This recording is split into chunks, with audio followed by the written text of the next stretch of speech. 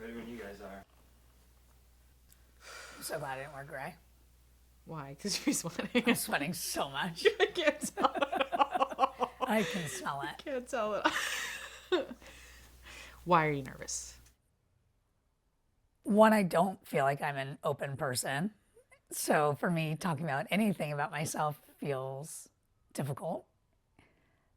This especially feels difficult for me personally, just because I never talked about it when I was going through it at all. And I think both you and I grew up in a way where we didn't want to disappoint anybody. And it does feel like a big disappointment that I was not able to have not been able to have kids. So it's hard to admit that. So, Well, because of that, why do you think it is important to talk about it and to put it out for other people to hear? people need to know that there's other people out there like them. And as we've heard other people share with us their stories, even though everybody's is so unique, what I just found so fascinating is how many different parts of each person's stories resonates with me. And when you realize that there are so many shared experiences within a larger story, I think it makes you feel less alone. And that's, to me, just in general in life, not just in this subject. And that's what I want people to feel. Wow. How are you feeling? I am feeling nervous because I literally have never done this before in terms of being on the other side of the camera. I'm usually on the outside and it feels much better. And I'm feeling really proud. It just feels really good that like we believe in this, and it's been very gratifying up to this point. And so I'm excited about this part of it too, even though I kind of want to throw up. Even though perceptually you're an open person, and I'd say people would view you as outgoing, whether that means you're open or not. What is different about this subject for you personally? I think I've like perfected the art of fake openness. I'm not like careful in that way. Like if people ask me something, I'll answer it. But I am very, very good at keeping like one part, like the part that keeps me safe, locked, like real lockdown in there. So I'm not afraid of telling my story. I'm just like so used to not that it's scary. But like I know it's going to be helpful. And I so badly needed help that I'm like just keeping my eye on the prize that this is going to be good for other people, and inherently it will probably be good for me because I don't know if like false openness is the way to go either. So maybe I need to just let it out. And where are you getting that courage from? Well, it's false courage, I think, or delusion, but either help. I would say that my experience of not getting to be a parent or a mother was like just fucking terrible. It was so terrible. Too early. And time has helped me like feel like I don't need to keep this a secret because it's not shameful, and it's frustrating that it felt shameful for a long time. It's almost like feeling like you're wearing a scarlet letter, and that when you walk in the room, that's what they see is like the other, which is just sucks. Like I don't see a mother and say she's a mother. I see her, and I just want to be seen as me. And so yeah, it's just there's danger in putting it out there, but there's like immense pride, and I'm just like ready for the pride part to start encapsulating my life.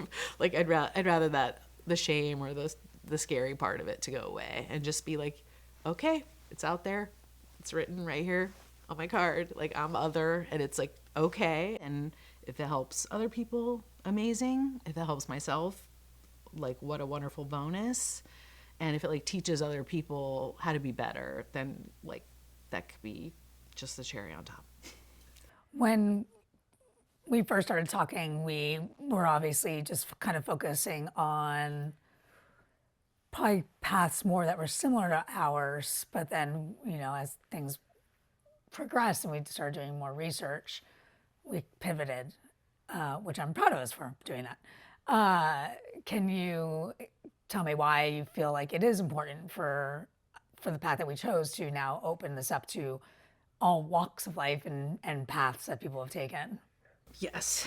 I feel like infertility is like a huge category that is like especially defining. And it's like a discredit to myself to be like, oh, let's tell stories about people who are infertile, because then that just like puts me in a box and it puts other people in a box, as in like that's their brand. And like that's not my brand. It is so complicated. And it's kind of like naive to think that somebody's experience was like different than mine. It's not like as painful as that.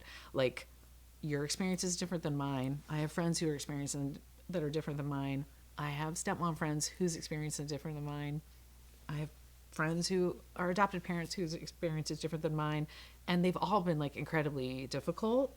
And so I just feel like it's so important that like all those facets of other are like have a place.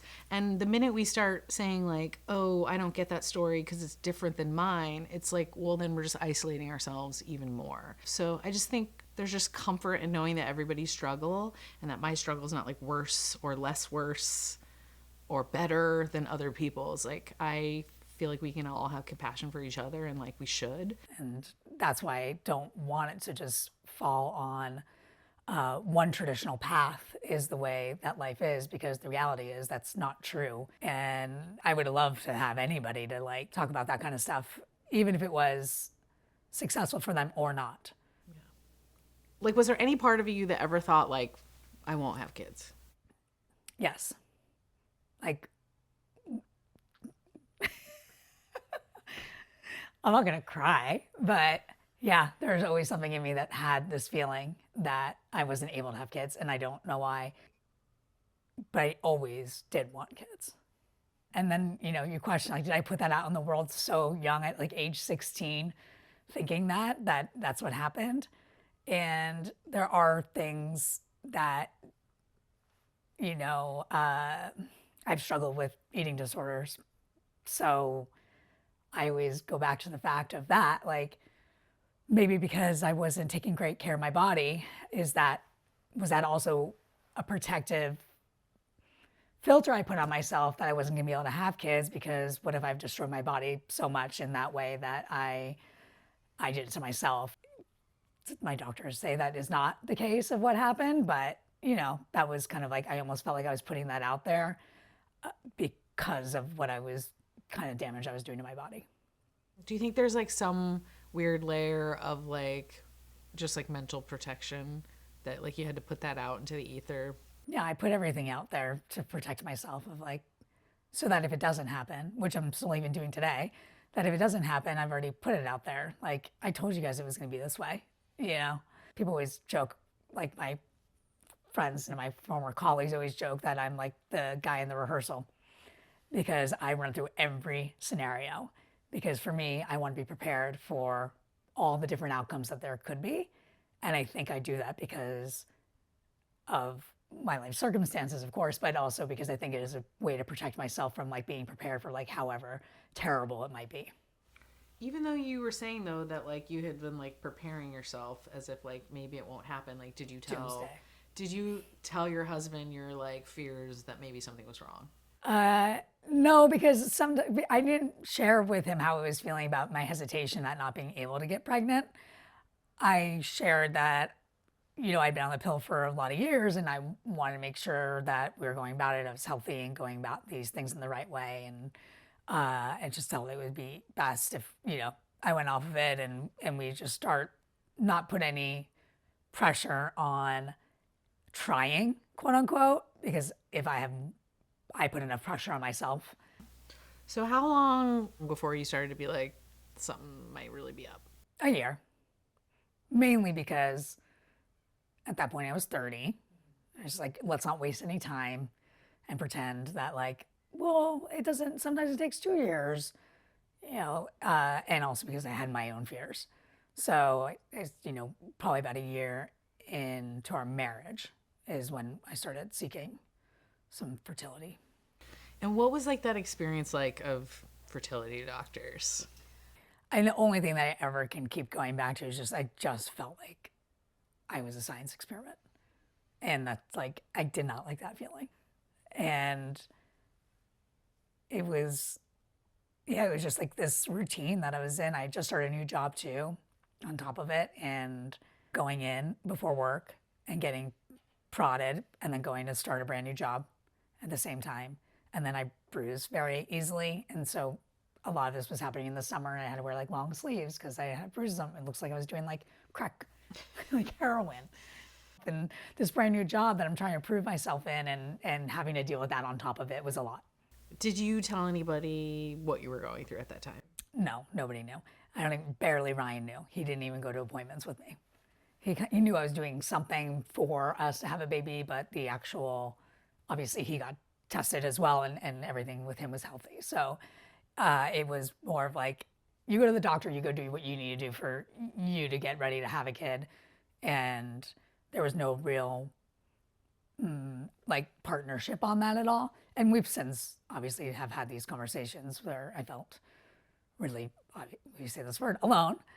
But it was, yeah, the fact that there was no education on his part to really understand what I was doing was also very frustrating. And while Ryan's mom was very generous and like went to Lourdes and brought me oil back to like put in my vagina, because that was going to solve it, there wasn't really a big network for me to lean into, and not having any success, yet having no answers either. I just went to my husband and I was like, I need a break. Like, I can't keep doing this. And I'm very outcome driven. And without the outcome of anything, no answer at all, just nothing, I couldn't live. I don't live great in the unknown or in the gray. So I was like, I just need a break because it's too much. Now I'm traveling for work, and it's becoming hard to keep up that life and this life. And mentally, it was getting to a point where I was just like, this is just too much for me to handle. So I took a year break, and then we started doing it again. I went back to the OBGYN, a new one. There was another new doctor. The OBGYN is like, this makes no sense. I don't understand why you can't get pregnant. You're very healthy. He put me on some new drugs that had come out then at that point. And like, if you do these hormones or whatever for X amount of time, which I can't even remember what they are now, there should be no reason you don't get pregnant. So hope, again, cool, do it for another year. Don't get pregnant.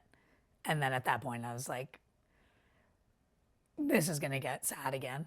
But at that time in both Ryan and I's lives, there was a lot of tragedy happening. So with my brother-in-law was diagnosed with cancer at a very young age. My niece had just passed away. My dad had just passed away. And with all of that happening, and my brother-in-law had 2 young kids, I just looked at Ryan and I said, we can just be, because there are so many people that need support in our world right now. It almost feels that's where our energy should be put towards right now. And we can show up, we can jump on that plane and go help. And that was where I kind of drew the line. So it was just such a hard time. Like, I can't do all this grief around me and add this one on top of it. This one's kind of tough. Do you think you've come to terms with the fact that you're not having children? I know that the answer is no. I think it will always be a thing until menopause, basically, because there is no answer. And without that, there is always this random possibility that it could happen. And I don't tell myself that in a hopeful way. And I think the last time I did have that hope, it was so crushing. We had just gone on a trip to Hawaii, and we came back, I just turned 40. And we were just so relaxed, And, everybody says, well, you can't get pregnant because you're so stressed. And you're so busy on your career, and you're so stressed with your job and everything else going on in your life. But once you relax and you're not stressed anymore, it's just going to happen naturally. And you hear of all those stories that it actually does. So you're like, all right, well, I guess there's still that out in the world. And came back from Hawaii, and I hadn't gotten my period yet. And I was like, oh my God, is this the thing? Like, of course I turned 40 and we had gone to Hawaii. Like, I built this whole story in my mind of like, this is it. And I'm gonna wait because Ryan's birthday was coming up. So I was like, I'm gonna wait to take my pregnancy test for like another week. Like, I can't believe this. And then I literally went to the bathroom and I got my period and I like came out and I lost it. And Ryan was like, oh my God, what's wrong? Because he has no idea that I built this huge story up in my mind that was going to surprise him. And that was the last time I let myself get that far into some delusional storyline of, wow, I'm going to be one of those people that we stopped trying and everything was great in Hawaii. And I still have the pregnancy test because I never took it. And sometimes when I open my bottom drawer, it's there, and I'm just like, fuck you. Stop staring at me. I should just fucking throw the thing away. But for some reason, I don't. It's almost like this memory, like, don't get that hope again. Like, remember what happened last time? So, In like retrospect, do you feel like you should have talked to somebody about it? I mean, probably. Why do you think it is so hard for us to talk to our own family that should be the one support and people that we should be able to go to and say, this is what I'm dealing with? I would say like part of the reason why you don't tell your friends and your family is because you want to protect them. Like, I was like, if I tell them, I will have to nurture them through their grief about my grief. And if I had to add their grief into the mix, it would have broke me, like, for sure. And it would have added to the pressure and the disappointment. And I often wish they didn't know still anything because it would be easier in a weird way. You were on the fence, even having kids. And tell me more about those conversations to then go so far into the IVF. I don't think I like grew up wanting children. I just like assumed I would have kids, but I take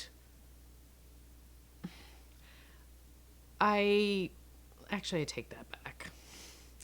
I assumed I wouldn't have kids because I didn't assume I would have like the whole package. So in my like long history of being like, oh, I'm not gonna be happy, I'm not gonna be married, like that's just not gonna happen for me, like kids was like part of that. And when I met Brian, I was like, oh my God, this person like loves me, this is so weird. And we talked about kids, but it was kind of like in theory. And then one day, I think it was we were out one night and we were talking about it, and I was like, why do you want to have kids? Like, I was like, give me some real factual reasons of like why we should do this. Who knows, my poor husband. And he said, I just like love you so much. Like, I want another like you, which is like the nicest thing anyone could ever say.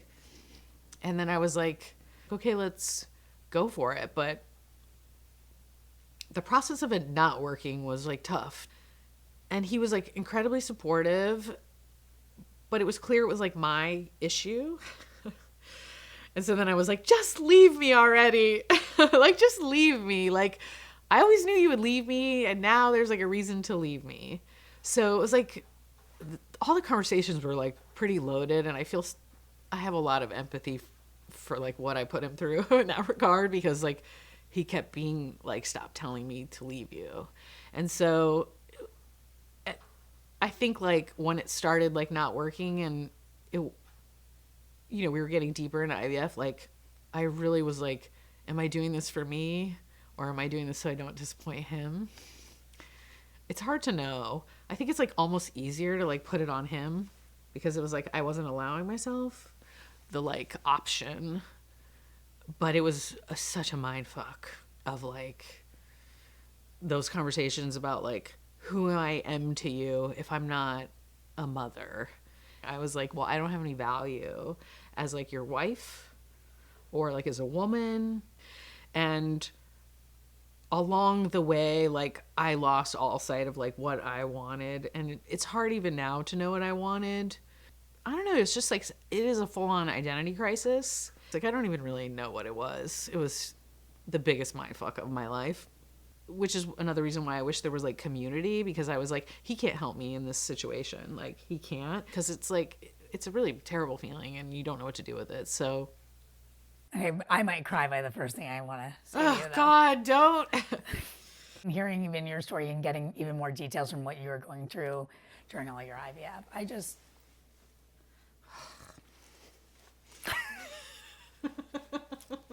Don't do it. Don't do it. I just want to apologize. I don't feel like I was there for you as a friend. And I know it's easy to get in your own shit. And obviously, I know I don't want to blame myself because I did have a lot of fucking shit going on in my life during that time too.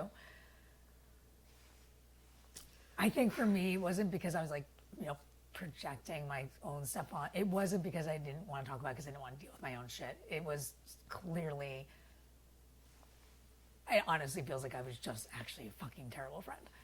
And I need you to know that I regret not checking in on you as much as I should have. Okay. Well, I skipped that part of my questions that I was going to say to you because I knew it would get me upset. But thank you. But I want to know what that felt like for you on your side, knowing that you're going through this stuff, and what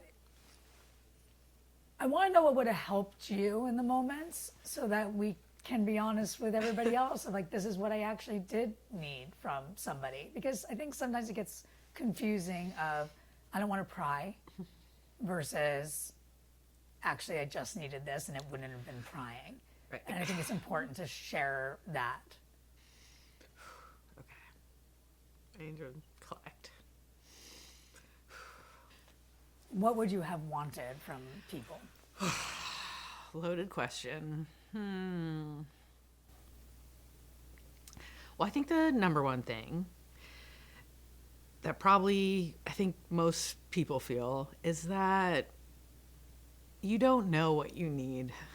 And I think it felt pretty clear that like nothing was going to help. I feel like I dabbled in telling people. Like I would like kind of test it out. Sometimes with like people who were like not as close to me to see if it would like make me feel better. I remember I was at work and I was like, we had our first round of IVF fail. And I was like, I got to tell somebody because I'm like working. And she said something like, oh, you seem off today. And I was like, okay, I'm gonna test this out. Like, and I was like, well, we just did IVF and it failed. And she was like so upset for me. And I was like, whoa. It was like pity. And then I could just tell like how heartbroken she was for me. And then I was like, God, it's like the sadness was palpable in the room. And I like barely know this person. So I did like, I'm okay, all good. Just had to get that off my chest. Went back to work. And then my closest friend, I hadn't told her we were doing any of this, which also felt terrible because I felt like I was lying. So I told her. And then after I felt awful because I was like, I don't feel better. I feel like she's really sad now. And now it's like she'll know if it doesn't work out, which is like the worst. Because then it's like that little bit of pressure starts. Where I'm like, okay, now there's like one person who really wants this to work for me. And if it doesn't, I'll have to tell her it didn't work. And so then I was like, oh, this is interesting. I have to like really think about who can know this, because then I have to think about who will find out if it doesn't work, which is like why it was so lonely. Because I was like, all I kept thinking is like, I don't want to make those calls telling people it didn't work or like receive those reactions. So that was like, it was just so strange to like have the people you normally confide in like not be a safe space. And my family, I was like, I can't put that pressure or burden on them, and I didn't want to disappoint anybody. And I think that was the hardest part, is I was like, oh, well, now I'll be disappointing more people. And I don't know, I was like, didn't know what to do. Another round fails, but this time I had gotten pregnant and then lost it. And then it was like, I was like, I have to talk about this because like I'm gonna die. I'm suffering. And then I tried and didn't work. And it was like all of a sudden the circle of people that knew I was failing was growing, which was like the roughest part. And so I just was like, I'm not gonna tell many people so that they don't have to know. So yeah, it was very much like a lose-lose. Do you feel like almost having this third party outsider community is maybe one of the reasons you started this, because you could have gone to this kind of stranger community as opposed to what your inner circle was? I think it would have felt like less of a failure if there were examples of women who were succeeding after without a kid. Like, unfortunately, I think the fertility community is like built up on like success of like, it worked. What can you do to get it to work? Celebrating when it works.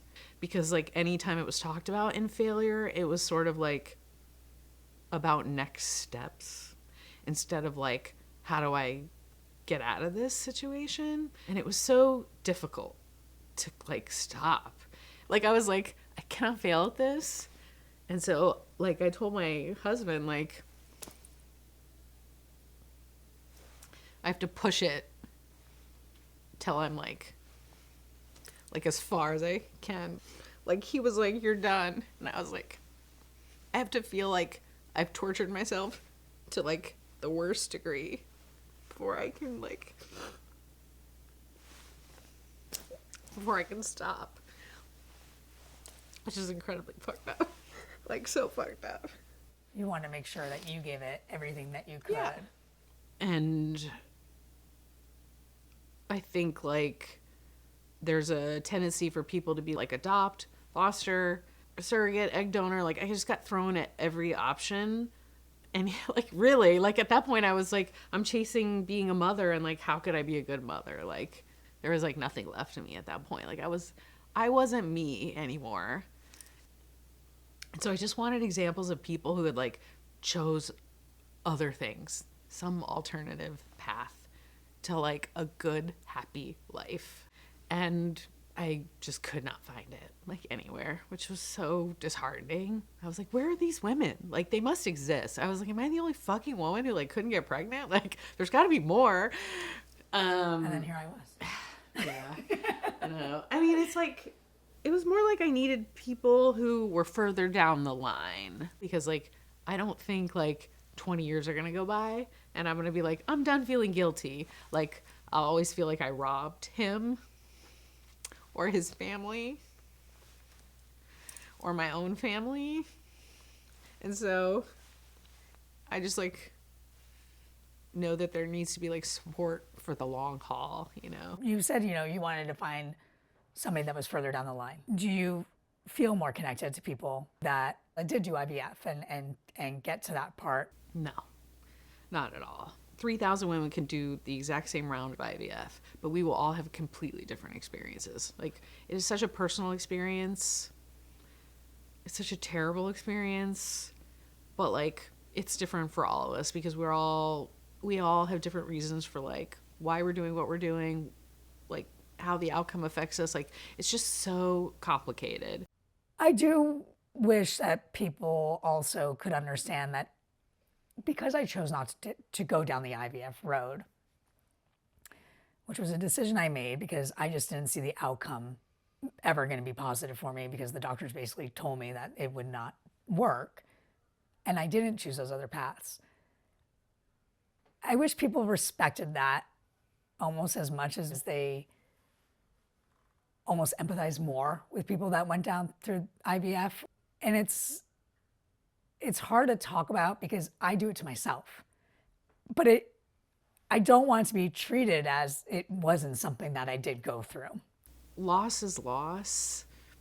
Suffering is suffering. Like, I think comparing experiences is like incredibly dangerous, because if you're hurt or sad, that's like all that matters. It doesn't really matter how you got there. Well, obviously, the world is going to be the world and the comparisons are going to happen regardless. But how do you feel like, whether it's through your own personal life or through the Otherhood, how we can try and minimize some of that? I mean, I think at the end of the day, like, women have to like share, which this is a perfect example of why this is so hard. It is like incredibly vulnerable. It's scary. There's like shame and confusion and sadness. Like, there's a lot of stuff in the sauce right now, and it's difficult to put it out there. And so I think stigmas are built about like what our lives are, what our choices are, because they don't have any information about it, because it's kept under wraps.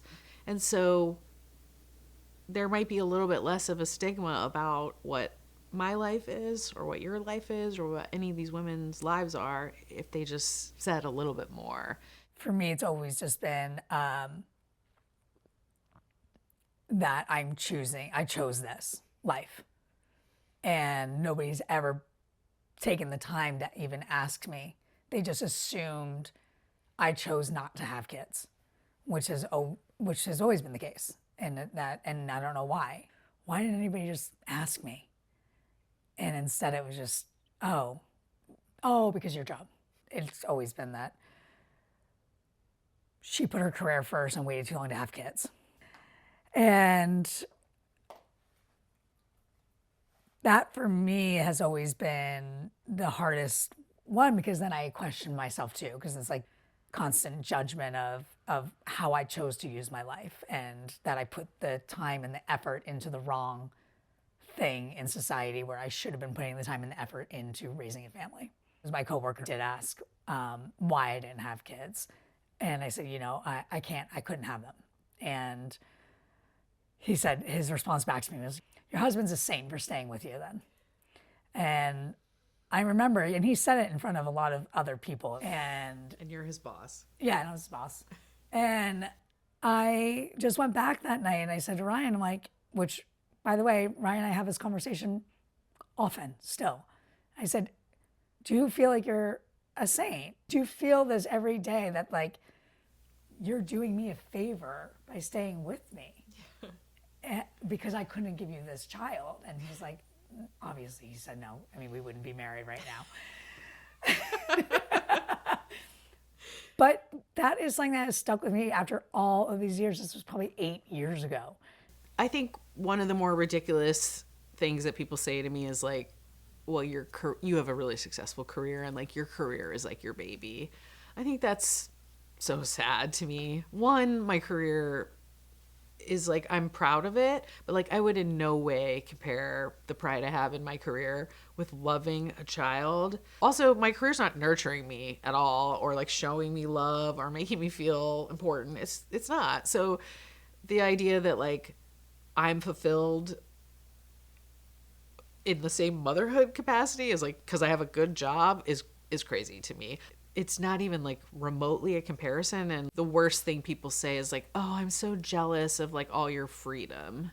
It's like, I have freedom, but like if you have a kid, you're not like locked in your basement all day. Like you have freedom too. Like a different type of freedom, but it's like incredibly condescending to tell me like I have a frivolous life, that I travel, that I must be rich.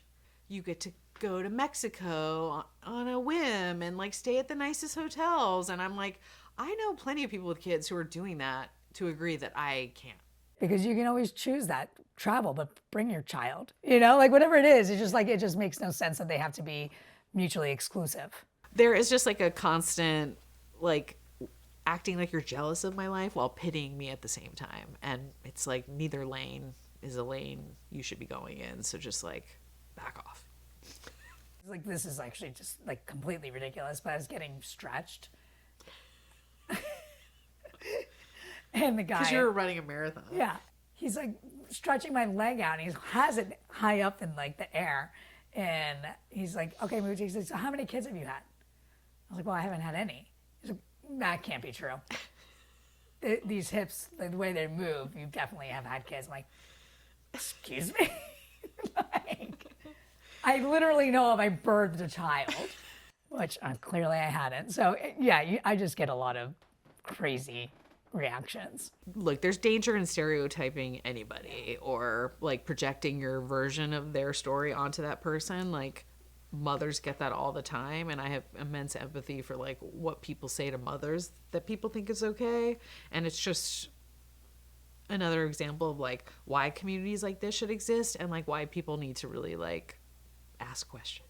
Yeah, just stop everybody living in assumptions. And I think like a quote in an article or like someone on a rant, like a forum, it's just like not enough. There's so much more to it. And it's like we're compromising our own identities by just like getting snapshots of what people are going through. And the truth is, like, these stories need to be told in a more substantial way in order for them to be helpful and to like destigmatize sort of all these stereotypes about what our lives are like. Like, my story is sad and complicated and like loving and happy, and like there's been a bajillion tragedies and like also so much like love and wonderful things, and like to be able to like tell stories like that, I think would be so wonderful. And we do have a shared story that neither of us really knew about, and I feel more confident now when people ask me about not having kids, and you gave that to me because you forced me to talk about these things that I typically do not. So being able to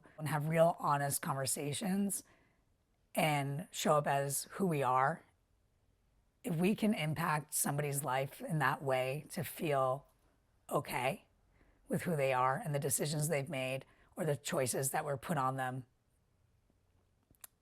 I think that's all I want. And I want that for other people. Like, it would just be the best thing in the world if like me from 5 years ago could like open YouTube and like listen to this. It would have just made me feel like I'm gonna be okay. And if like that continues for other people because we're doing this, it's like I couldn't be happier. So I just want you to know that I'm grateful. Well, I'm grateful you chose me. I mean, you were like the only one available. True, also.